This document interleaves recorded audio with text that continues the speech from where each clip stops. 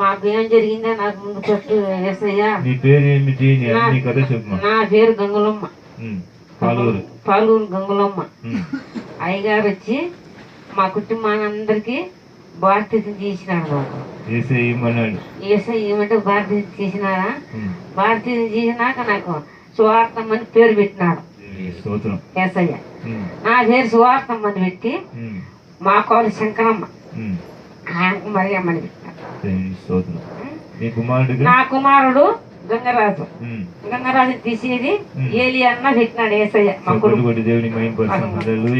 నా మనవాడు గంగా మహేష్, గంగా మహేష్ తీసేసినాడు. పాలని పెట్టినాడు. నా మనవరాలు గంగనీళ్ళని పెట్టింది. గంగనీళ్ళ తీసేది ఇచ్చేరమ్మని పెట్టినాడు యేసయ్య. పెట్టినాడు యేసయ్య. ఇచ్చేరంజలిని పెట్టింటే మా కుటుంబం అంతా రచన పడినామయ్యా. మా కుటుంబం అంతా నా ఏలి అని చెప్తా ఈయన జబ్బు వచ్చింది. నా ఏలియాకు పూర జబ్బు వచ్చింది. అది ఆ జబ్బుని ఏం చేస్తున్నారు రోయమ్మ అది ఇది అది ఇది నన్ను పెట్టిస్తారు. ఎందుకు జబ్బు వచ్చింది? ఇదో ఇది జబ్బు. నమ్ముకున్న తర్వాత కూడా మన తప్పులు చేసిన వాళ్ళు జబ్బులు వచ్చాయి. తప్పులు అన్ని ఆయన మన్నించాలి. యేసయ్య మనతో కాదు. ఈ తెలియక తప్పులు ఏం చేసింటామయ్యా, చేయకుండా ఏమన్నా ఆ తప్పుడుగా ఆయన మన్నించాలా ఆ తప్పులు. నేను అప్పుడు ఒక్కాకి వేసుకుంటాను. ఒక్కాకి వేసుకోకమ్మా సూరతమ్మ ఒక్కాకి వేసుకోకమ్మా అని అయ్యే చెబుతాను నేను. యేసయ్య చెప్పినాడు. ఇక్కడ మందిరంలో దేవుడు వచ్చి మాట్లాడుతూ ఉన్నప్పుడు ప్రవచనంగా చెప్పినాడు. చెప్పినాడా దేవుడు చెప్పినాడమ్మా? దేవుడే వేసుకోకమ్మా వేసుకోకమ్మంటే నీ వల్లనే సాతాను పనిచేస్తాను ఏలియానకు చెప్పినాడు. అంటే దగ్గర ఒకరు వేసుకుంటాను మళ్ళీ అప్పుడు చెప్పాను. ఏలియాన ఎప్పుడు తిరుపతి వీరడం బాగాలేక అప్పుడు నేను ఒక్కాకు మర్చిపోయినా యేసయ్య. ఒక్కాకు మర్చిపోయినా ఏలియాన వీడులు మర్చిపోయినాడు. తాగలే ఆయన కూడా వీడులు మర్చిపోయినాడు. ఇప్పుడు ఆయనలో ఉండే జబ్బు అంతా యేసయ్య గడ్డను వేసినాడు. గడ్డ వేసినాడు. ఆ కడుపులో కుటీలము కుళ్ళు సైతాన్లు పీడలు కూడా అన్ని కూడా గడ్డను వేసినాడు. సాట్లాదిగా నీ మందిరానికి యేసయ్య నిలబెట్టినాడు. నా కొడుకు ఏలియా తండ్రి ప్రభు యేసయ్య కాలనొప్పుడుగా తీసేస్తాడు. కాలనొప్పుడు తీసేస్తాడు. నా కొడుకు ఏమో సాట్లాది ఏలియా నీ మందిరానికి నిలబెట్టుకున్నా తల్లి ప్రభు యేసయ్య. నీకు ఎన్నిసార్లు దేవుడు మాట్లాడాడు? నువ్వు ఎంత ఎప్పుడు మారు మనసు పొందిన రోజు మాట్లాడుతా ఉన్నాడు. మాట్లాడతాను నేను అత్తయ్య. నువ్వు విన్నావా? ఉండవట్టివి. తర్వాత నీకేం జరిగింది? తెలియక జరిగింది. నీకేం జరిగింది మా? నాకు పుల్లెందలకు పోయి పడి నడుములు ఇడుకుబట్టి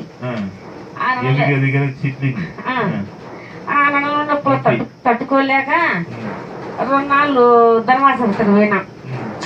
నాటుకోలే మళ్ళా తైలాభిషేకం పెట్టించిన తైలాభిషేకం మళ్ళీ ఆడిపోయి వచ్చినా పట్టించిన తైలాభిషేకం. ఏదో ఆసుపత్రి పెట్టి వాళ్ళు హెచ్చరిక చేసినారా? ఏ లేదులేమ్మా ఊరక పడిపాటు నడులు ఇరుకుబట్టి మాట్లాడాడు కదమ్మా. సువార్తమ్మకి ఏమి ఉండదు, నార్మల్ రిపోర్ట్ వస్తుంది చెప్పినాడా? చెప్పినాడా లేదా? చెప్పినాడు. ఈ నొప్పి తట్టుకోలేకపోయినా హెచ్చరిక చేసి పట్టించి మాటలు ఇచ్చి మంది ఇచ్చి పంపించినారు. అబ్బా తట్టుకోలేకుండా అయితే కూడా తగ్గలే. మా మీద ఎట్లా బండి ఆదివారం వద్ద నీళ్ళు పోసుకొని మా మేరియా నేను ఇంటికి వచ్చినాం. వచ్చింటే మేరియా నేను ఇది పట్టించుకుంటామా, నాకేం మందు కుదరలేమ్మా, పట్టించుకుంటామా పట్టించుకుంటామా అంటే యేసు మహారాజపట్నంలో తైలాభిషేకం ఆ ఇంటి పోయినా అమ్మ నువ్వు ప్రార్థన చేసి పట్టిమ్మా నడవలకన్నీ పట్టించింది. పాప బిడ్డ పట్టించింది. నువ్వు కూడా తిన్నాళ్ళు నాకు ప్రార్థన చేస్తూ వచ్చినావయ్యా. నాకు ఆ ప్రార్థనకే నాకు ఏళ్ళు వచ్చింది. నడుములప్పుడు పోయినాయి కన్నంగా పోయినాయి. నడవలేకున్నా ఆడుకోరా నువ్వు నా బాధ చూడలేక నాకు బూ తినిపించినావు. తినుమ్మా తినుమ్మా తినుమ్మా అని నాకు ఎంతంటే తినుమ్మా గురు తినుమ్మా అని 3 మాటలు తినిపించినావు బువ్వ. నాటికి నాకు యేసు ఇది యేసు రక్తంతో నాకు ఈ నొప్పి తీసేసినాడు దేవుడు.